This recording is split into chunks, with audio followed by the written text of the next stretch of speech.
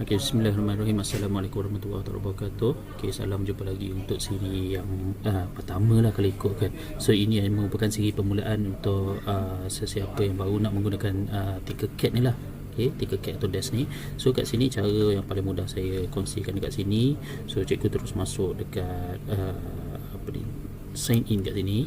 So cikgu just masuk menggunakan akaun, apa-apa akaun lah yang cikgu nak pakai. Kalau kat sini boleh menggunakan akaun Google.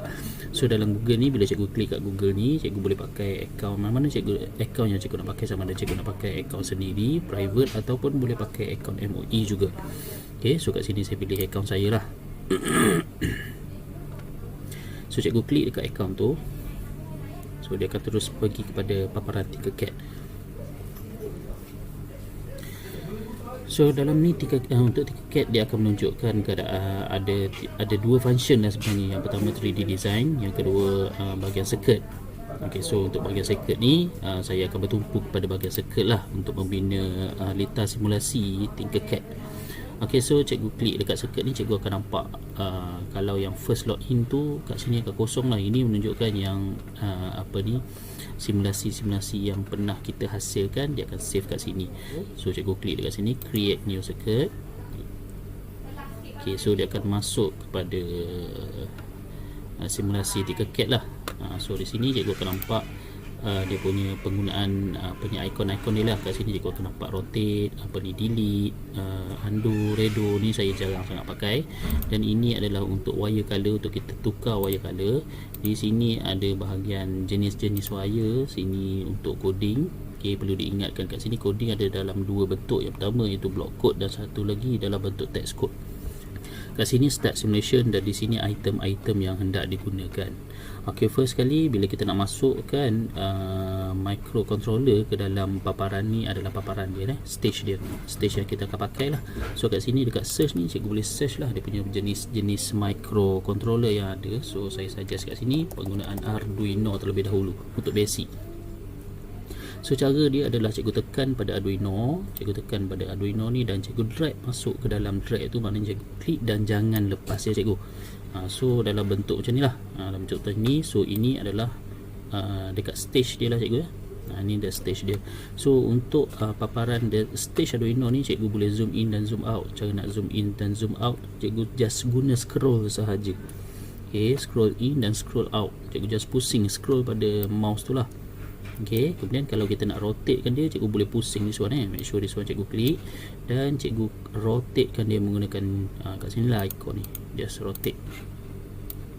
Okay, so scroll out sedikit. Okay, kalau kaedah saya mengajar pada pelajar-pelajar sama ada cikgu nak guna atau tak, ini terpulang pada cikgu lah. Tapi saya lebih suka menggunakan kaedah ni lah. Kalau ikut buku teks, kita mempunyai input, proses dan output. Okay, input, proses dan output. So saya bahagikan stage ni kepada 3 bahagian. Okay, so di sini bahagian input, di sini bahagian proses, dan di sini bahagian output. Sebagai contoh, kita boleh menggunakan sebarang sensor yang ada. Okay, sebagai contoh yang pertama, saya ambil sensor PIR, iaitu sensor gerakan kan. Sensor gerakan. So saya akan letak di sini, dan juga untuk hasil dia sebagai contoh servo. Okay, ataupun motor lah, motor ataupun apa sebarang lampu. Okay, so kita letakkan kat sini. So pelajar-pelajar akan nampak ini bahagian input, this one bahagian proses, dan this one bahagian output. Okay, untuk Tinkercad ni dia mempunyai pelbagai jenis sensor. Cikgu boleh tengok kat sini ada temperature sensor. So saya bahagikan kedudukan dia.